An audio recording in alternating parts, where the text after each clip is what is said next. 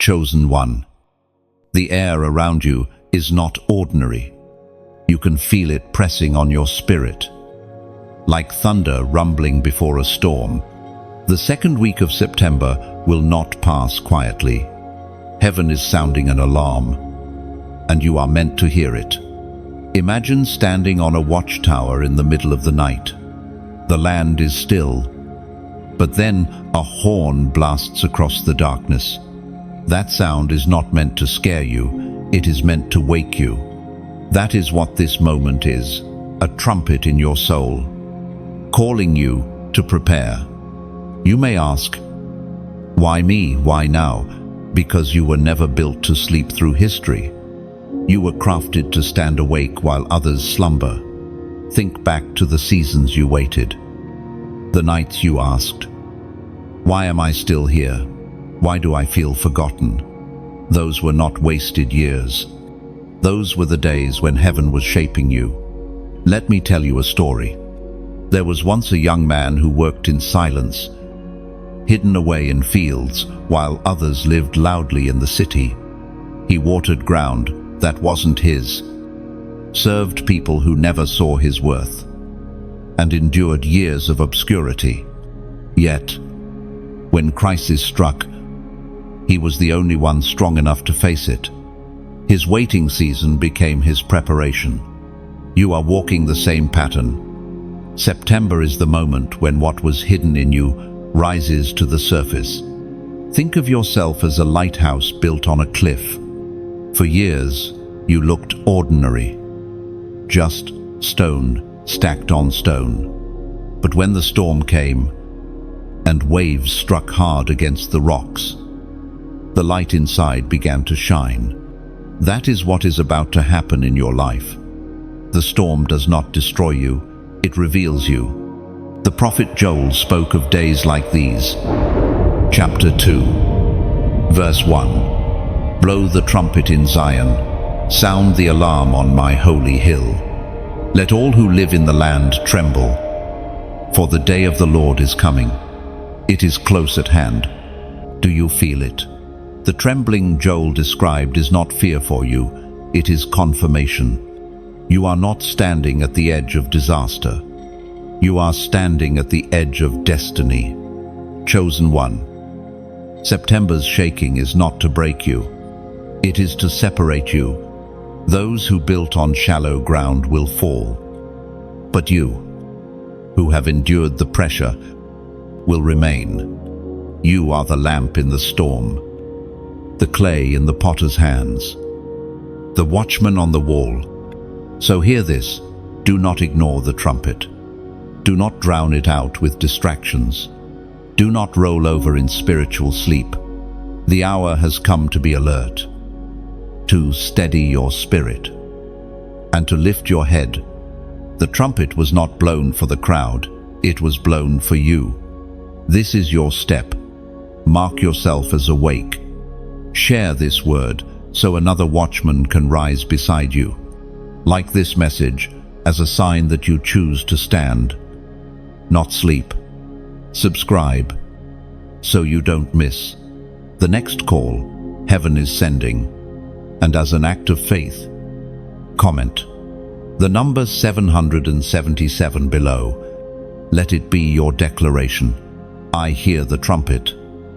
I choose to prepare. I will not be moved. Mark this moment in your spirit. The trumpet you hear is not background noise. It is your personal summons. Take it seriously. For history bends when the chosen awaken. The pressure has been mounting in your life, hasn't it? That weight you've carried. The silent battles no one else has seen. The endless cycle of almost but not yet. You've asked, why does it feel so heavy? Why does it feel like I'm being stretched beyond my limits? Chosen one. It is because you are standing in the space between promise and fulfillment. The pressure you feel is not punishment. It is the labor before breakthrough. Picture a seed planted deep underground. For months, there is no visible progress. In In fact, it looks dead. But beneath the soil, the seed is under immense pressure. The earth presses down, roots push outward, and the shell begins to crack. That cracking is not destruction, it is the release of new life. You are that seed.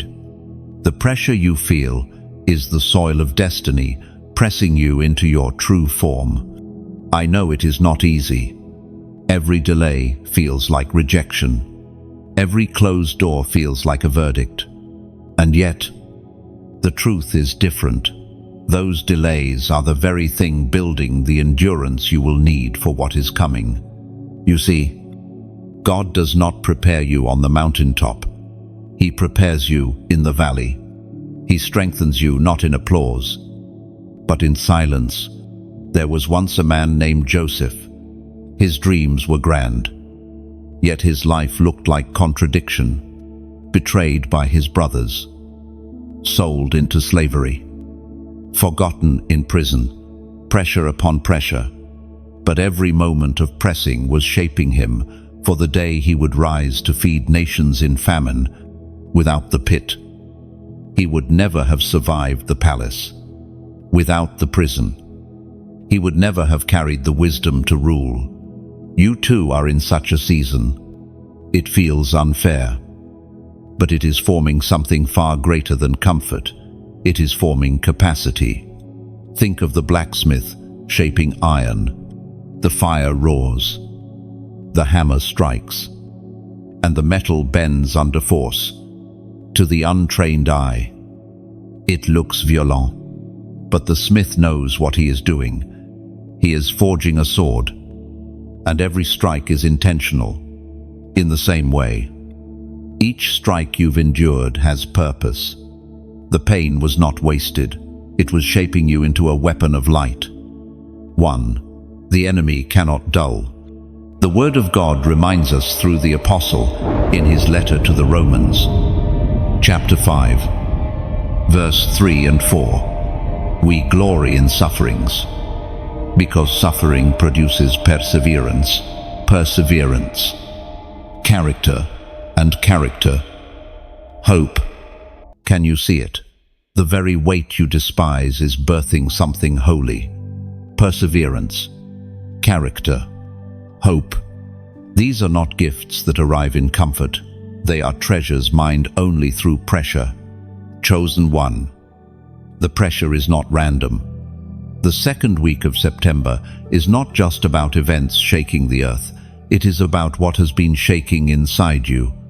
Heaven has been tightening the grip, not to crush you, but to press the oil out of your life.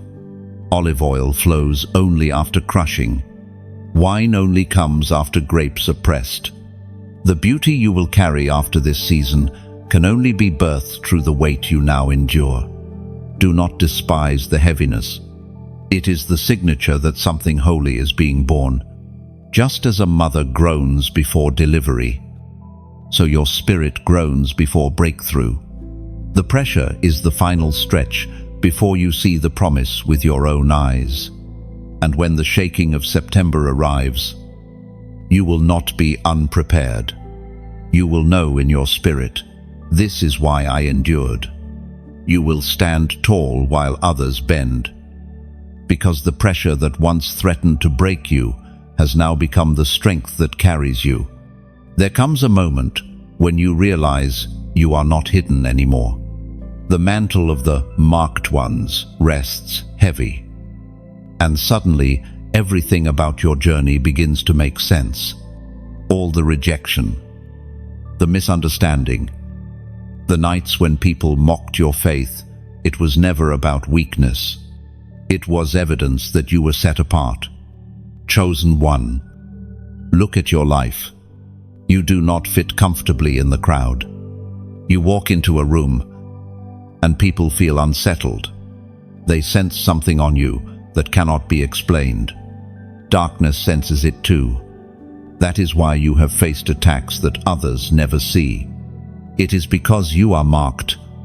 I once heard the story of a boy who grew up on the edges of his village. He was overlooked. never chosen for games, always the last to be called. Yet one day, when danger struck, he was the only one who stood with courage. That boy discovered in crisis what he had carried all along, a hidden strength. Adivine Mark. The same is true for you. Crisis does not create your calling, it reveals it. Think of a torch in a cave, surrounded by darkness. It does not blend in. It stands out, whether it wants to or not. The mark on you is that torch. You carry light that the enemy cannot extinguish. That is why you feel different. That is why compromise has never sat easily in your spirit. Others may waver, but you cannot, because your very soul burns with an assignment. The Spirit spoke through the prophet Malachi. Chapter 3, verse 17. They will be mine, says the Lord Almighty. In the day when I make up my treasured possession, I will spare them, just as a father has compassion and spares his son who serves him. Can you see it? You are not random. You are treasured. You are preserved when others fall away. God has placed his hand on you as proof that you belong to him. And now, as the second week of September draws near, the marked ones are rising. They are stepping into places of authority, not because the world crowned them, but because heaven stamped them. The mark cannot be erased by failure, by shame, or by accusation. It is sealed. This is why your trials have been so intense. A soldier marked for the front lines cannot train like the rest. You have been forged harder, tested deeper, stretched further, all so that when the shaking comes, you will not collapse but stand as a pillar of hope. Here is what I want you to do now. Comment these words: I am marked. 3 simple words, but they carry eternal weight. They silence the lie that you are ordinary. They remind your spirit that heaven's seal is upon you. And when you type them, you are not just writing, you are declaring to unseen realms, I know who I am. I know whose I am. And I will not be hidden any longer. Chosen one. Your rising is not in the future, it has already begun. The pressure of yesterday was the preparation for today. The trumpet that sounded was your summons. Now is the unveiling. Step forward, for the mark upon you cannot be erased, and it cannot be ignored. And hear this: the world has not yet seen the fullness of what God has hidden in you. September will not only reveal your strength, it will uncover your destiny before many. The moment you begin to rise, the enemy notices. Darkness has always watched for the marked ones, because it knows its time is short. What you are stepping into is not just your personal breakthrough, it is the unraveling of strategies that hell has tried to weave for generations. When the alarm of heaven sounds, the enemy responds with its last. Desperate gambit. Do not be surprised by the sudden intensity of the attacks in your life. Pressure often increases right before release. The enemy knows when destiny is near, and like a cornered beast, it lashes out. This is why your dreams have been assaulted. Why confusion has tried to wrap itself around your mind. Why fatigue has pressed on your body. None of this is coincidence. It is the final strategy of an adversary running out of time. Think of a candle flickering in a storm. Just before it dies, the flame leaps high, burning brighter for a moment. That is the nature of darkness in its last hour. It throws everything forward in one reckless strike. But like that candle's flare, it is only a sign of its own ending. The Word of God warns us through the Apostle Paul in his letter to the Ephesians, chapter 6, verse 12. For our struggle is not against flesh and blood, but against the rulers, against the authorities, against the powers of this dark world, and against the spiritual forces of evil in the heavenly realms. These are not small skirmishes. They are the last movements of a war already decided. The enemy may rage, but the outcome was sealed long ago. The cross has already broken the back of every plan set against you. What you face now are the desperate maneuvers of a defeated foe. Consider the image of a chess game nearing its end. The losing side knows it cannot win, but it makes one final, reckless move, hoping to confuse or delay the inevitable. That is where you stand right now. You are in the final movements, where the enemy pushes forward in noise and chaos. But the victory is already written. Look back at your story. The very moments you thought would crush you, the betrayals, the losses, the nights of despair, those were the places where the enemy overplayed its hand. Yet in each one, you did not collapse.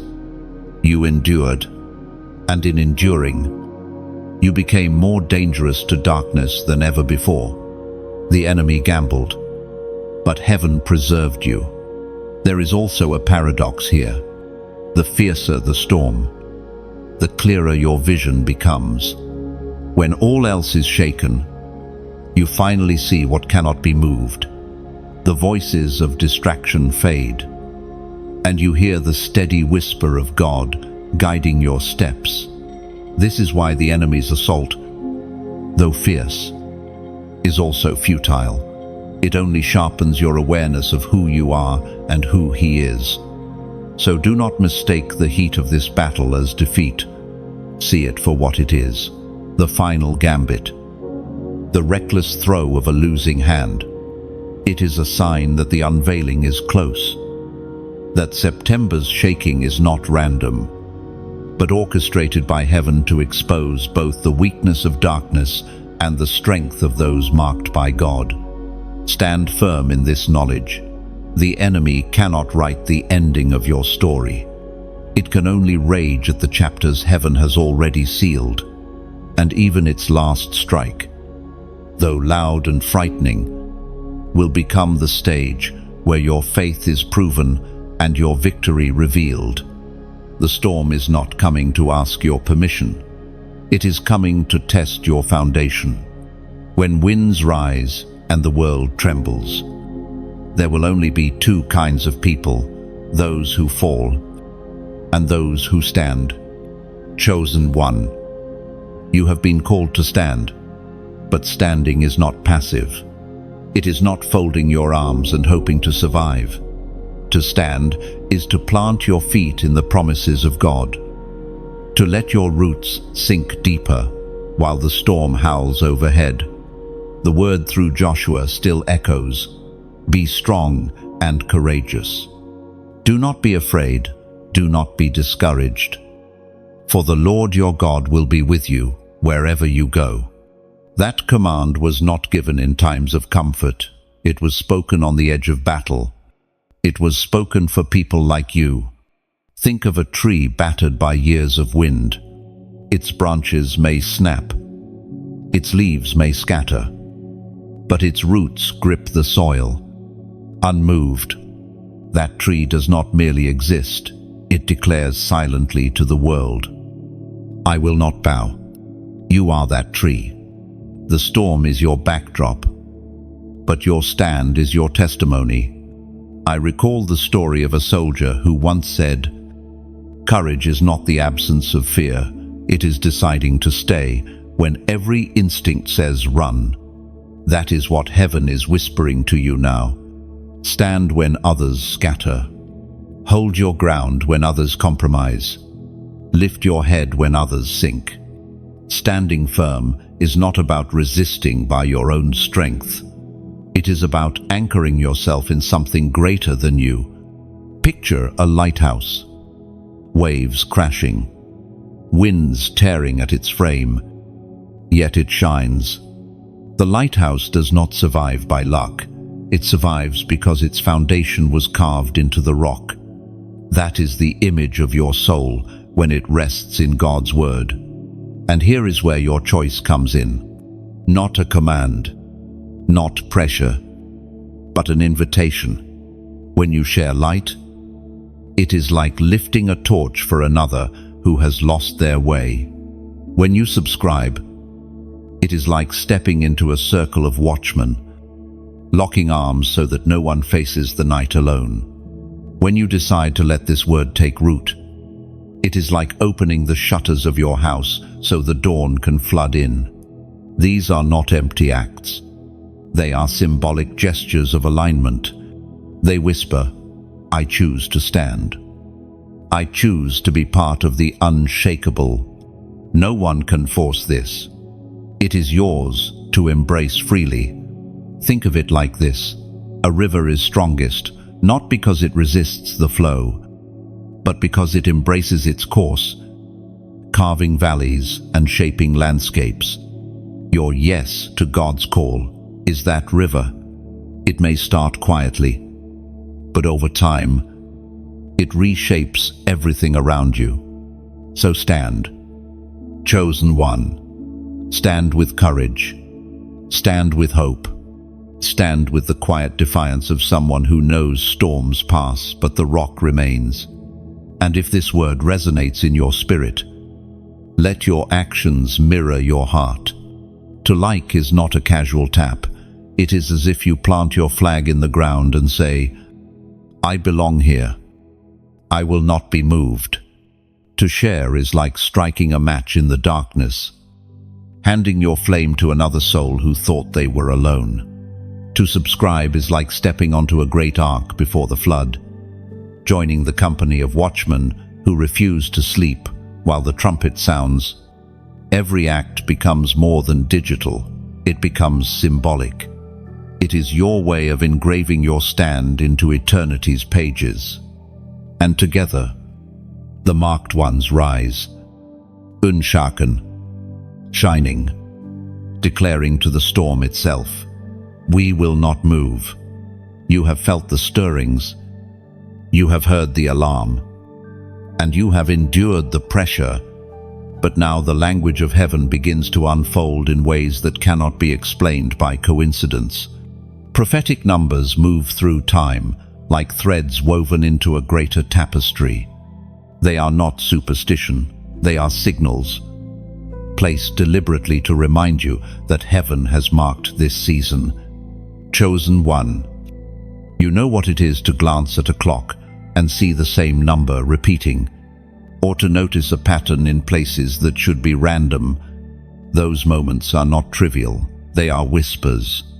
They are the handwriting of God etched into ordinary spaces, saying, I am here. Pay attention. In September, these alignments are sharpening. Heaven is placing markers in your path to confirm what your spirit already knows. This is an appointed hour. Think of a traveler walking at night through a wilderness. The path is dim, but then small lanterns appear one by one, leading towards safety. That is what prophetic numbers are. They are lanterns in the dark, lit to keep you moving in the right direction. I once knew a man who spent months wrestling with discouragement. Every day he prayed, God, show me that you still see me. One evening, broken and exhausted, he opened his Bible and his eyes fell on a page number 2025. He did not understand why, but that sequence began to appear everywhere. Receipts, clocks, addresses. At first it startled him, but then he realized this was heaven's reminder, tying his personal season to an appointed time. The number became a confirmation that God was still directing his steps into the year of unveiling. The prophet Haggai, chapter 2, verse 9, speaks with clarity. The glory of this present house will be greater than the glory of the former house. says the Lord Almighty, and in this place I will grant peace. Then, this is what the numbers whisper. What is coming will outshine what has been. What feels broken will be rebuilt with greater glory. And the shaking of September is not meant to terrify it, is meant to realign. Numbers carry weight because God is a God of order. 7 days in creation, 12 tribes of Israel, 40 years in the wilderness. Every number is more than math, it is meaning. And when heaven highlights one to you, it is like a father leaving signs along a path for his child. I am near. Do not fear. Chosen one. Here is your act of alignment today. As a declaration of faith, comment the number 2025 below. Do not treat it as digits on a screen. Treat it as a lantern, as your echo back to heaven, saying, I see the signs. I recognize the pattern. I will walk in peace, even in the shaking. When you type it, let your spirit agree with the promise in Haggai's words, that what is coming will hold more glory than what has been lost.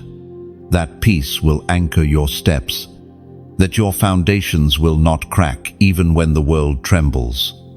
So, watch for it on clocks, in dreams, in places you least expect. Each time it appears, let it remind you that you are not wandering. You are guided, and the same hand that marks the stars in their courses is the hand guiding you through September's unfolding hour. When heaven shakes, the earth responds. It is not only individual lives that feel the tremors, entire nations groan under the weight of divine disruption. The second week of September is not marked for one person alone. It is a time when systems, governments, and powers, long thought unshakable, begin to tremble. Look back through history. Every empire that exalted itself eventually faced collapse. Babylon, mighty and adorned, fell in a single night. Rome, feared across continents, crumbled from within. Nations rise. But when pride replaces justice, their foundations weaken. What is coming is no different. The shaking you sense in your spirit will echo across borders and headlines. Imagine a great tower built on sand. At first, it gleams with beauty. Reaching toward the sky, people gather at its base, celebrating its strength. But when the winds come and the earth shifts, the sand cannot hold. The tower sways, cracks, and collapses in dust. That is the picture of worldly systems, economic, political, and even spiritual institutions that have refused to anchor themselves in righteousness. The prophet Nahum, chapter 1, verse 5, paints this scene vividly. The mountains quake before him, and the hills melt away. The earth trembles at his presence, the world and all who live in it. These words remind us that no power stands secure before God's presence. Mountains represent the mighty, the seemingly immovable, yet even they crumble when he steps onto the scene. We see signs already: economies strained, alliances shifting, leaders exposed in scandal. What was hidden in boardrooms and back chambers begins to spill into the open. Nations that prided themselves on strength will stagger, not because of armies or weapons, but because their corruption cannot withstand the weight of divine truth. I once met a man who lived through the collapse of his nation's economy. Overnight, his savings turned worthless, and people panicked in the streets. Yet in that shaking, he discovered something unshakable: a small community gathered in faith, sharing bread and hope. While banks fell, faith grew. That man told me, the shaking took my security, but it gave me sight. His story is a mirror for what is unfolding globally. False securities stripped away so that true foundations can be revealed. Think of a field at harvest.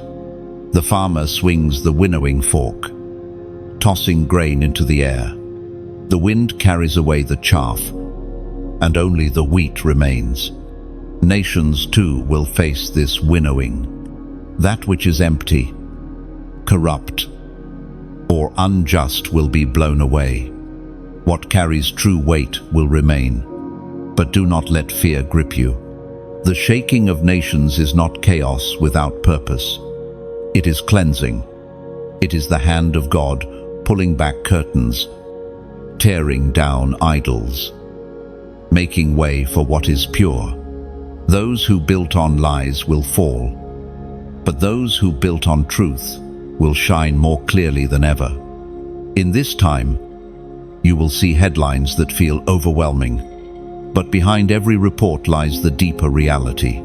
Heaven is dismantling what cannot last, so that what is eternal may stand. Leaders may boast, economies may falter, alliances may shift, but the kingdom of God does not waver. The shaking of nations is not the end. It is the beginning of alignment. And though you watch towers fall and mountains quake, you must remember, you are not anchored in those systems. Your root is deeper, planted in a kingdom that cannot be moved. So when September arrives and tremors ripple across the earth, lift your eyes beyond the dust. Do not cling to what crumbles. Recognize instead that you are witnessing prophecy unfold. For as the prophet declared, the earth trembles at his presence, but his people, those marked and anchored, will endure. The shaking of nations does more than topple structures. It tears open curtains. What has long been hidden in shadows begins to surface. The second week of September is not only about noise and collapse, it is about revelation. Secrets buried deep will be dragged into the light, and truth, long suppressed, will demand to be seen. Think of a locked chest at the bottom of the sea. For years it lies undisturbed, covered in silt and darkness.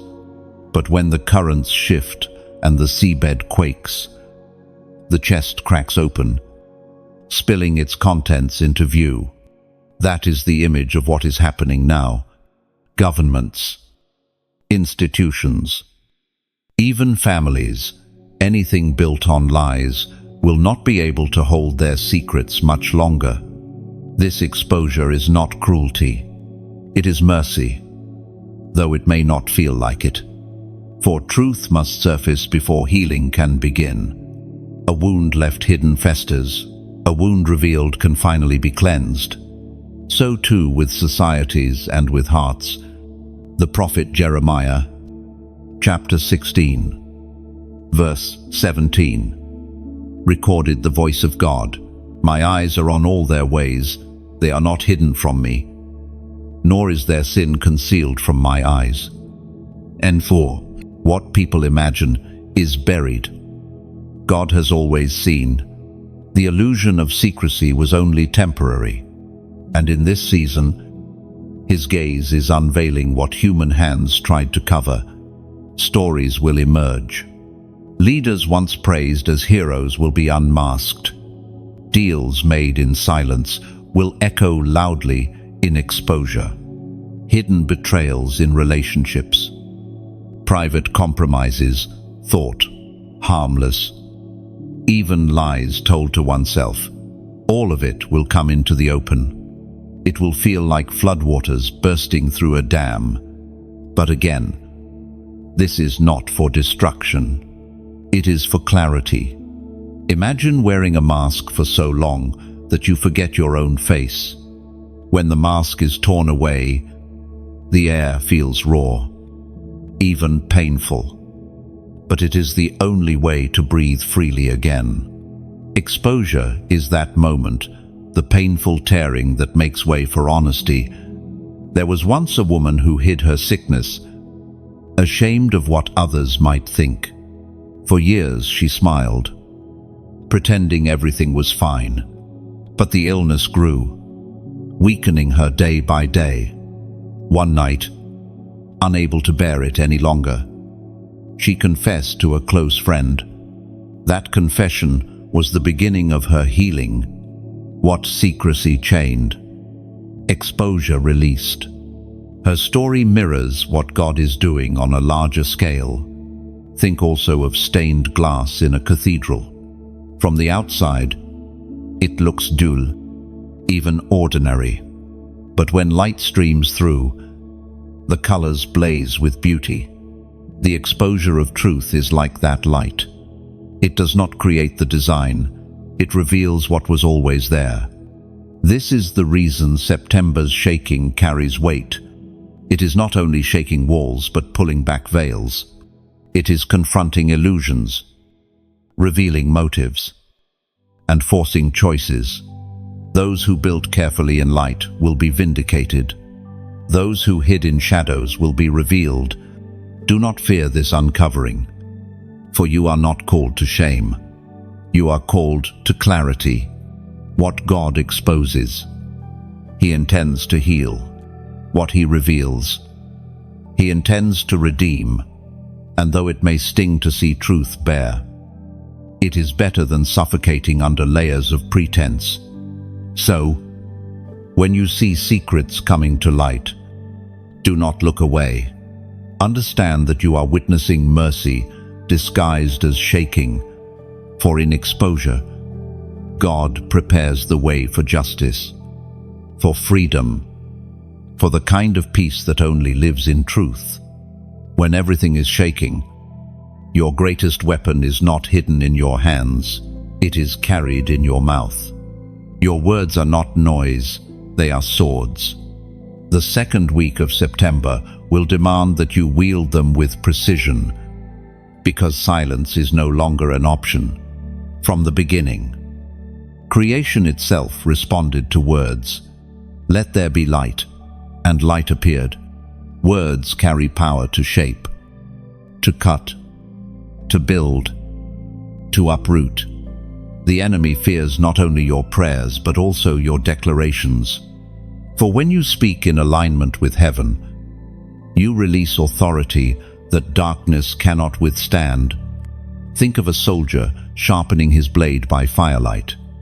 Every strike against the stone sends sparks, preparing the edge for battle. That is what happens when you rehearse truth, when you declare promises aloud. Your tongue sharpens like steel, until every word you release becomes a weapon in the unseen realm. I once knew a woman who faced relentless despair, day after day. Voices of defeat flooded her mind. Finally, she began to speak aloud, a simple phrase each morning: I shall not fall. At first, it felt weak, but as days passed, her spirit grew strong, her mind clear, her steps steady. Those words became her sword, cutting through the fog of despair. The apostle wrote in his letter to the Hebrews, chapter 4, verse 12, "The word of God is alive and active, sharper than any double-edged sword. It penetrates soul and spirit, judging thoughts and attitudes of the heart." This is the truth. Your declarations are not empty. They are alive, carrying the breath of God Himself. When you speak, you do not merely echo, you strike. The shaking of September will bring confusion to many, but you are not called to echo fear. You are called to wield your voice like a blade. Declare peace when the world declares chaos. Speak hope when others surrender. Announce light where shadows try to reign. Your words will cut through atmospheres and open paths. Picture a torch cutting through fog. Each step forward clears more space, not because the fog disappeared by itself, but because the light refused to remain hidden. So too, with your declarations, each phrase you speak slices through darkness, making space for vision. Chosen one. This is your act of alignment. Comment these words. I speak light. 3 words. Yet they hold power. They remind you of who you are, a carrier of illumination. They shake off lies that tried to silence you. And when you type them, you declare into both natural and spiritual realms that your tongue will no longer be bound. Remember, swords were not designed for decoration. They were forged for battle. Your declarations are not ornaments, they are weapons. So lift your voice. Let your words carve truth into the storm. And watch as even the thickest shadows split before you. And understand this, when you wrote, I speak light, you did not just type a phrase, you activated a principle. You reminded your own soul that silence is surrender. But speech in alignment with heaven is victory. You joined the long line of prophets, psalmists, and apostles who lifted words like torches in their generation. And as they did, so do you now. Your words will not vanish into the air. They will stand. They will shape. And they will call forth light, even in the week when the world trembles.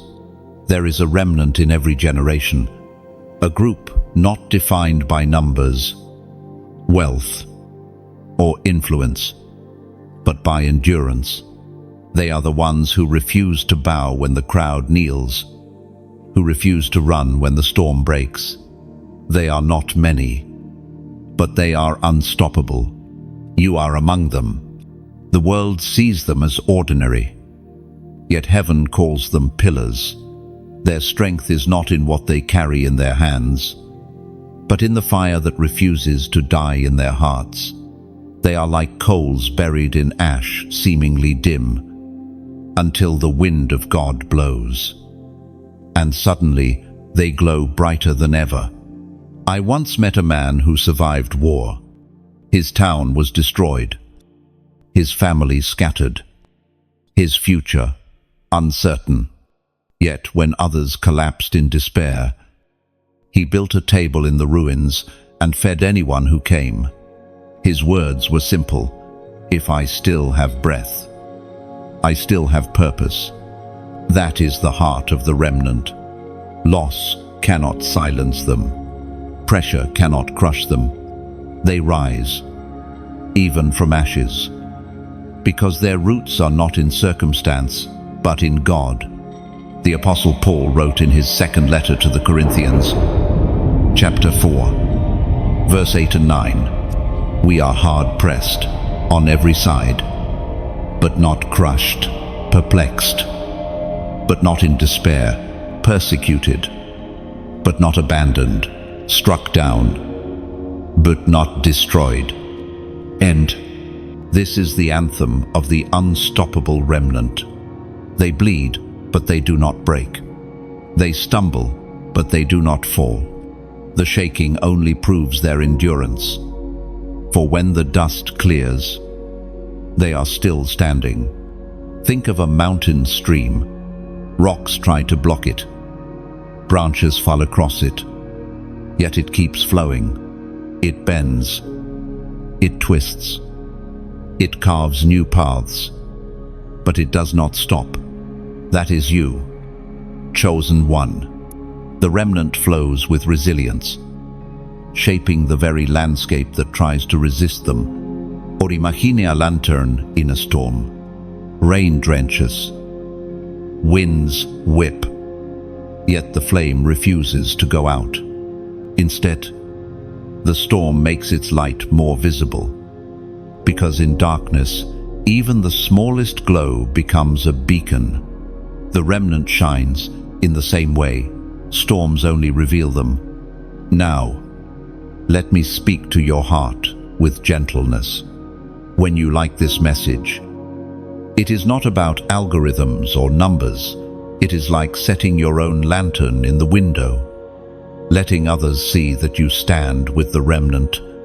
When you share, it is like offering a hand to someone lost in the storm, pulling them into the circle of fire where warmth and courage remain. And when you subscribe, it is like joining a caravan in the desert. You choose not to walk alone, but to journey with others who hear the same trumpet call. These small acts carry symbolism. They are reminders that you are part of something larger, something eternal, not forced, not demanded, but chosen, like planting a flag, quietly, yet boldly, on the soil of your destiny.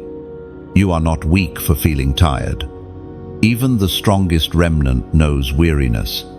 But what makes them unstoppable is not that they never grow weary, but that they never quit. They rise again. They keep their eyes on the horizon. They refuse to surrender the ground heaven gave them. So stand with the remnant. Shine with the remnant. Flow like the stream. Burn like the lantern. Endure like the coals that never die. And when the world looks for hope in September's shaking, they will see it in you. For you are not fragile, you are unstoppable. Fire has always carried two faces. It destroys, and it purifies. When metals are placed into flame, impurities rise to the surface, leaving behind something stronger, brighter, and more enduring. So too with your life. What you have walked through is not random suffering, it is refining. Think of a goldsmith at his furnace. He watches intently as the ore melts, never leaving his post. He knows that only the right temperature will bring the dross to the top. Too little heat, and impurities remain hidden. Too much, and the metal is ruined. The fire you feel is not uncontrolled chaos. It is carefully measured by the hands of a master who knows your value. You may wonder why certain things were stripped from you in this season. Relationships you depended on faded. Opportunities you counted on slipped away. Even your sense of certainty cracked under pressure. Yet what was removed was never meant to last. The fire revealed it, burned it away, so that what remains in you is unshakable. The Apostle Peter wrote in his first letter, chapter 1, verse 7, "These trials will show that your faith is genuine. It is being tested as fire tests and purifies gold, though your faith is far more precious than mere gold. This is the truth. Your losses were not in vain. Every tear watered the soil for a deeper faith. Every unanswered question stretched your trust. Every season of silence pressed you closer to the one who does not abandon. I once knew a woman who lost nearly everything in 1 year. Her home, her career, and even friendships she thought unbreakable. She described that year as walking through fire barefoot. Yet, in the end, she said, "I found myself lighter. What I thought I couldn't live without was weighing me down. The fire burned it, and I discovered I was freer than I'd ever been." Her testimony echoes your own journey. Picture a forest after wildfire. The land looks barren, blackened, hopeless. But months later, tender green shoots push through the ash. Flowers bloom brighter than before. The fire did not end the forest, it renewed it. In the same way, what has been scorched in your life will give way to fresh growth. The refining fire also exposes what is real. Masks cannot survive flames. Pretensieschmelt. What you believed about yourself, about others, even about God. is tested, and though painful, this clarity is a gift. You emerge from the fire, no longer weighed down by illusions, but standing in truth. Do not confuse refinement with rejection. When the fire touches your life, it does not mean you are abandoned. It means you are trusted. God places His most valuable treasures in the hottest flames because He knows they will endure. That is who you are, treasure, chosen to shine brighter because of what you have survived. So embrace this season, even with trembling. See the fire not as your enemy, but as the forge of your destiny. What it burns, you never needed. What it leaves, you will carry into eternity. And when others see the scars, they will not see defeat. They will see proof that you walked through fire and emerged refined, radiant, unstoppable. And remember this, scars are not signs of weakness, they are seals of survival. Each mark on your soul tells a story of battles endured and victories secured. The refining fire is not the end of you, it is the unveiling of your truest, strongest self. Every fire leads somewhere. Every trial is not endless wandering, but a road toward reward. You have endured storms, silence, and loss, not to be left empty, but to be crowned. September's shaking is not the final blow. It is the unveiling of your inheritance. The crown has always been a symbol of completion, of recognition, of honor given after endurance. And though this world hands out trophies for fleeting victories, the crown waiting for you is eternal.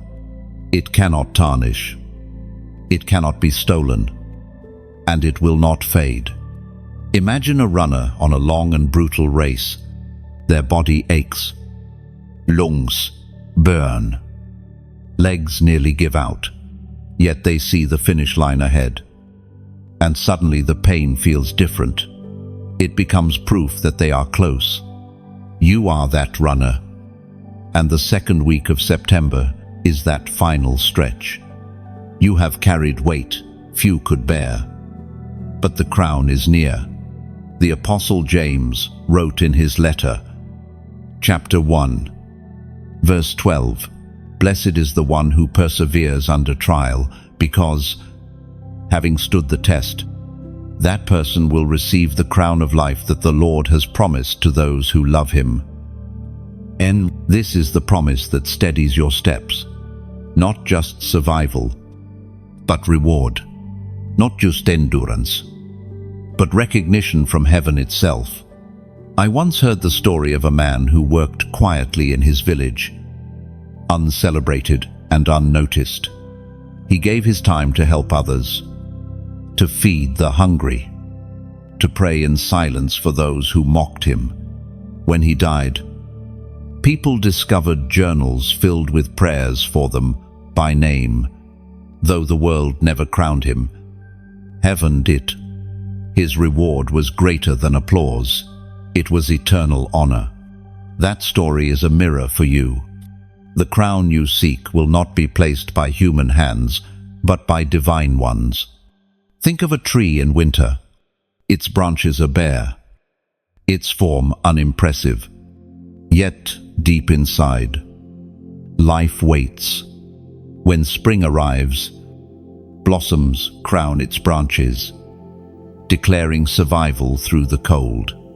You are that tree. What looked barren will bloom, and your crown will testify that you did not quit. Chosen one, here is your act of faith. As a declaration. Comment the number 555 below. This number is not random. It speaks of grace multiplied, of transition into fullness. When you write it, let it be your way of saying, I will finish my race. I will wear my crown. I will not faint at the finish line. Do not underestimate this moment. The world may not see the weight of your journey, but heaven has recorded every step, every tear shed in silence, every prayer whispered through clenched teeth, every act of faith, when no one applauded it, has all been counted. And the crown is proof that none of it was wasted. Lift your eyes. Then, do not stare at ashes. Do not cling to loss. The fire refined you, but the crown awaits you. Step forward into September with confidence. The storm did not break you. It prepared you to be crowned before many witnesses, marked forever as one who endured. And know this, the crown is not just for display. It is for assignment. Crowns signify authority. To wear one means you step into new responsibility, new influence, new spiritual weight. You are not only rewarded, you are commissioned. Your endurance has earned you not only honor, but a new mantle to carry into the days ahead. There are moments when the noise of the day fades, and in the stillness of night, your spirit begins to see what your eyes cannot. Dreams, impressions, whispers, these are not random flashes of imagination. They are visions, lanterns given to guide you when the path feels hidden. The night has always been God's canvas. Jacob laid his head on a stone and dreamed of a ladder reaching to heaven. Joseph saw stalks of grain bowing, stars aligning, long before his reality matched the vision. Daniel received images of kingdoms rising and falling, all while nations slept unaware. You too are a dreamer, even if you have doubted it. Think of a lighthouse beam sweeping across a stormy sea. Sailors may not see the shore, but the light points the way. Night visions serve the same purpose. They do not always explain every detail, but they mark direction, giving you courage to take the next step. I once knew a woman who battled with uncertainty about her future. Each night she prayed, "Show me, Lord, where I am going." Slowly, dreams began to visit her. At first, confusing images of doors, rivers, and bridges. But when she recorded them faithfully, patterns emerged. Years later, she looked back and realized each dream had been a stepping stone, guiding her into places she never thought she would reach. What felt mysterious at the time was a map written in symbols. The prophet Joel, chapter 2, verse 28, proclaimed, "And afterward, I will pour out my spirit on all people. Your sons and daughters will prophesy. Your old men will dream dreams. Your young men will see visions." End quote. These words remind us that dreams are not accidents. They are evidence of the Spirit at work. Visions in the night are promises that you are not forgotten, that heaven is in conversation with your life. Night visions often speak in symbols. A door may not mean wood and hinges, it may mean opportunity. A river may not mean water, it may mean transition. Fire may not mean destruction, it may mean purification. To those who dismiss them, they are nonsense. But to those who listen, they are parables waiting to be understood. Think of stained glass at night. Without light, it is dark and confusing. But when the morning sun shines through, the images make sense, each piece forming a picture. Dreams are like that. Some are fragments, some are vivid. But when God's timing brings light, their meaning becomes clear. Do not despise the visions you carry. Even the strange ones may hold truth for tomorrow. Write them down, reflect on them, pray through them. For in doing so, You honor the God who chose to speak to you in the quiet. And remember, the enemy also tries to speak in the night, sowing fear through nightmares. But light always outshines shadow. The difference is this: fear leaves you bound, while visions from God leave you stirred with purpose.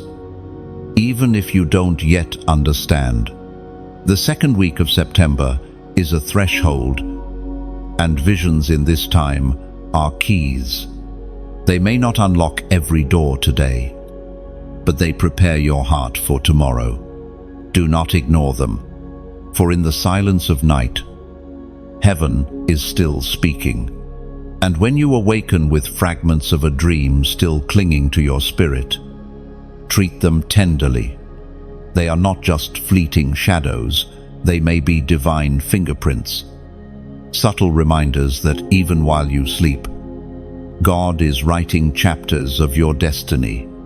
Warnings do not come to entertain, they come to awaken. There is a difference between a suggestion and a summons, between a whisper of wisdom and a final call. As September's days draw near, the warnings you sense are not optional. They are echoes meant to shake your soul awake. Imagine standing at the edge of a cliff, fog thick around you. A voice calls out, "Stop. Do not take another step." That is not cruelty, it is mercy. To ignore it would mean disaster. To heed it means life. So too with the warnings of God. They are not designed to frighten you into paralysis, but to draw you back from destruction. Throughout history, God's people have always received final warnings before great shifts. Noah heard the call to build an ark, though the skies were still clear. Lot was urged to flee the city before fire fell. The prophets cried out to nations that would not listen, declaring that the time of delay was over. The pattern is unchanging. Mercy speaks before judgment arrives. The prophet Hosea, chapter 10, verse 12, records this plea: "Sow righteousness for yourselves, reap the fruit of unfailing love, and break up your unplowed ground, for it is time to seek the Lord, until he comes and showers his righteousness on you." And this verse captures the heart of a final warning. There is urgency, it is time. No more waiting for a convenient season. No more assuming tomorrow will look like today. The ground must be broken now. The seeds must be planted now. The choice must be made now. I once heard the story of a farmer who delayed planting. Each day he found a reason to wait. The clouds looked uncertain. The soil felt too dry. The tools seemed too dull. When the season passed, he realized he had missed his only window. His fields lay empty, not because the land was barren, but because he hesitated too long. That is the danger of ignoring warning. Opportunity is not endless. Seasons shift, whether we are ready or not. Think of a clock striking midnight. The sound echoes through a silent house, announcing a new day, whether anyone is awake to notice. Warnings are like that bell. They declare transition has arrived. Some will hear and rise, others will sleep through, unaware until it is too late. The final warning is not simply about outward events, it also reaches inward, into habits, hidden sins, unspoken compromises. The echo asks, how much longer will you waver? How much longer will you postpone obedience? For every delay hardens the heart, making it more difficult to turn when the moment of decision arrives. There was a man who felt conviction for years, but always pushed it aside. Tomorrow, he told himself, when I am ready, but tomorrow never came. Each delay built another wall until he could no longer hear the call at all. That is the weight of a final warning. It means the window of mercy is still open, but it will not remain open forever. September's shaking is not just about nations and systems. It is also about individual hearts standing at a crossroads. The echo of warning is clear: delay no longer. The path ahead will demand clarity, and only those who respond now will stand unshaken when the tremors arrive. So hear the echo. Do not treat it lightly. Do not assume it will repeat endlessly. It comes as both mercy and urgency. For the final warning is not meant to haunt it. It is meant to save. And those who listen will not be caught unaware when the appointed hour arrives. The earth has always spoken, though not with words. Its voice is in tremors, storms, floods, and fires. And when nations ignore the whispers of God, creation itself begins to groan. The second week of September is not only a human story, it is a cosmic one. The earth itself will testify. Think of how rivers overflow when boundaries are broken, or how mountains crack when pressure beneath them can no longer be contained. These are not random accidents, they are reflections. What is happening in the spirit often echoes in the natural. When corruption festers, when injustice multiplies, even the soil groans under the weight. Paul wrote to the Romans, chapter 8, verse 22, "We know the whole creation has been groaning, as in childbirth pains, right up to the present time." This groaning is not meaningless. It is labor. It is the sound of a world straining for renewal, crying out for what was lost, aching for restoration. And in September, you will see and hear it more clearly, nature aligning with heaven's upheaval. I once heard the story of a farmer who walked his fields after a sudden storm. Crops were flattened, trees bent low. But in the soil, he saw tiny green shoots emerging stronger than before. He said, "The land wept, but in its weeping, it birthed new life." That is the mystery of creation's groaning, even in disaster. The seeds of renewal stir. Imagine a drum beating in the distance. At first, faint, then louder, until the whole ground vibrates with its rhythm. That is the sound of creation now. Every earthquake, every storm, every shifting season is another strike of that drum. It is not chaos, it is prophecy. Nature's way of saying, the time is near. But here is the beautiful mystery.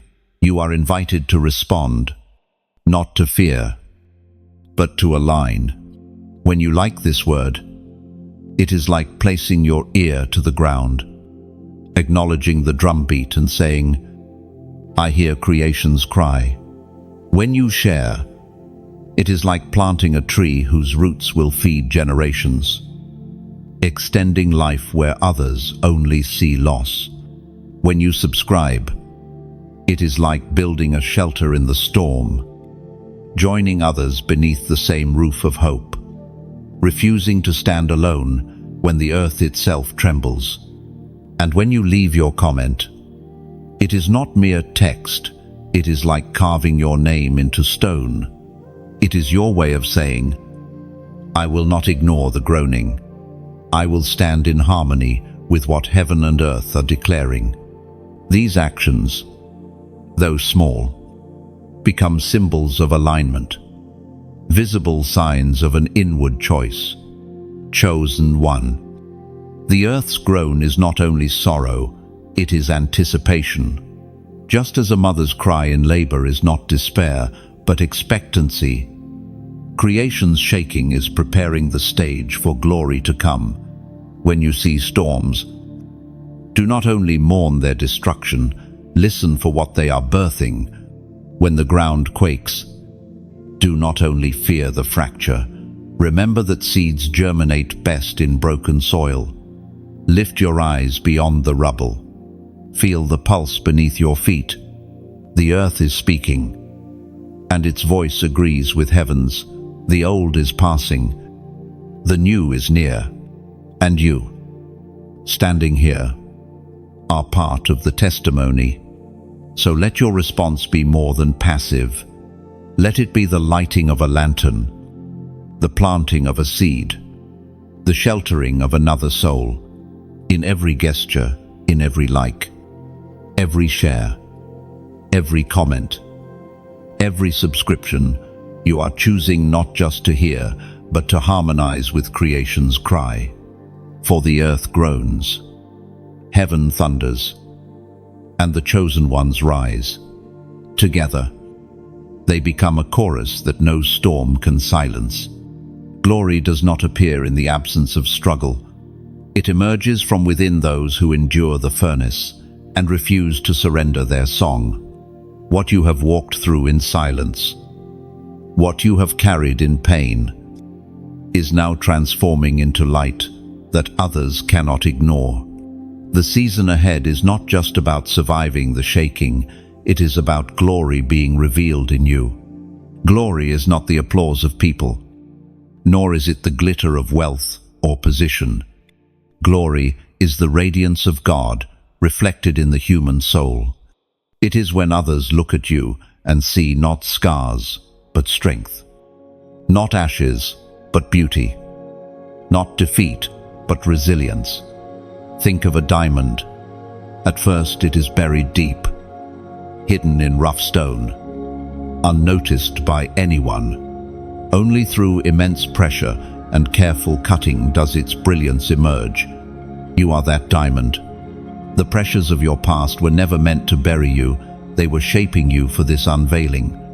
Paul spoke of this mystery in his second letter to the Corinthians. Chapter 4, verse 6. For God, who said, "Let light shine out of darkness," made his light shine in our hearts to give us knowledge of his glory in the face of Christ. This is the wonder. What is being revealed in you is not your own strength, but his. Light from heaven reflected through your story, your endurance, your obedience. The darker the backdrop, the brighter that light will shine. I once knew a man who had endured great loss, his health, his livelihood, even his family.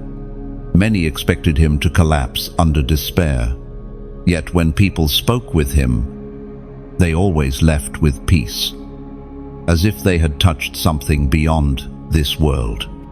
One day, someone asked him, "How do you carry such calm?" He replied, "It is not me, it is Christ living through me.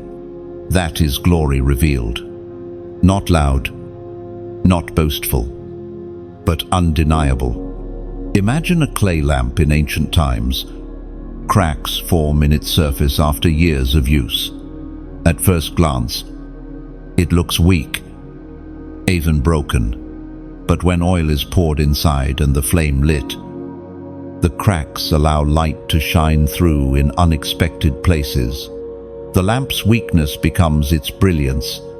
So it is with you. The cracks in your story are not shameful. They are the very places where glory escapes. This unveiling is not just for your sake. It is for those watching, those searching, those desperate for proof that hope is still possible.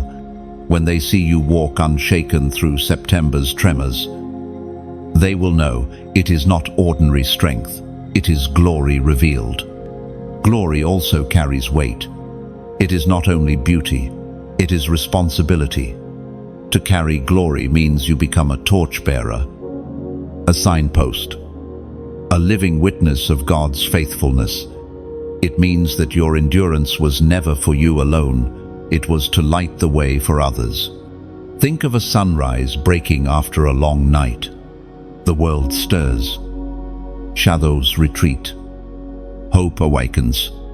That is the image of glory being revealed in you. For years, night may have seemed endless, But now the horizon burns with light, and once the sun rises, no shadow can hold its place. Chosen one, do not despise your scars. Do not minimize your story. The very things you thought disqualified, you are the stage for glory to shine. And when September's shaking exposes what is weak in the world, your life will testify to what is unshakable. Glory revealed in you is not the end of the story, it is the beginning of a new chapter. One where your presence becomes proof. Your words carry weight, and your light refuses to be hidden. When the storm passes and the tremors quiet, the world feels different. Dust settles slowly, and silence fills spaces once crowded by chaos. The second week of September was never meant to be the end. It was the turning of a page. You now step into dawn, where everything has changed. Yet what matters most has endured.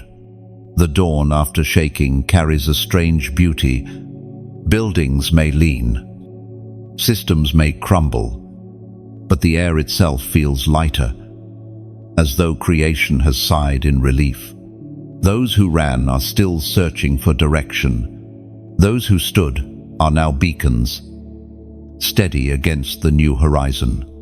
And you, chosen one, are among them. Dawn is not just light, it is perspective. What felt confusing in the dark becomes clear when morning comes. The obstacles that looked like giants in the night shrink in the clarity of sunrise. This is what the days after September will bring: a vision sharpened, a sense of purpose clearer than before. The prophet Isaiah, chapter 60, verse 1, declares with power, "Arise, shine, for your light has come, and the glory of the Lord rises upon you." Oh, these words ring truer now than ever. The light is not distant, it has come. The glory is not vague, it rises upon you. The dawn does not merely reset the clock, it awakens destiny. I recall the story of a community devastated by an earthquake, homes destroyed, streets cracked, lives upended. Yet in the weeks that followed, neighbors gathered in open squares, cooking meals together, singing songs, helping one another rebuild. Out of rubble came resilience. Out of loss came unity. They spoke often of how the dawn after disaster changed them. They valued each other more, lived more simply, loved more deeply. That is the gift of dawn. It reshapes priorities, stripping away what never mattered and illuminating what always did.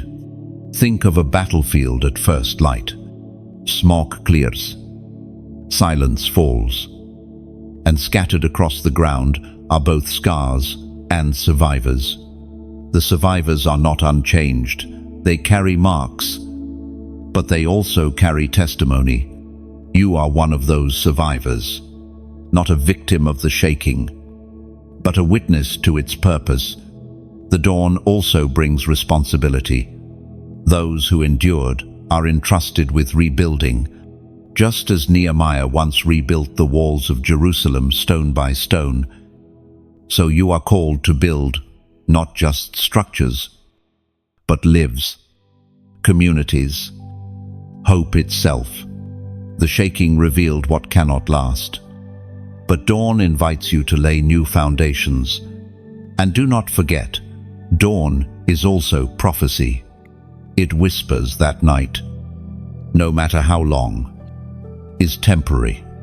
That shadows, no matter how deep, cannot resist the coming light. This September is a reminder that history bends, seasons shift, and God's hand writes new beginnings. Picture standing on a mountain ridge as the first rays break the horizon. The world glows gold. Valleys soften. Rivers gleam. What once was hidden is now revealed in brilliance.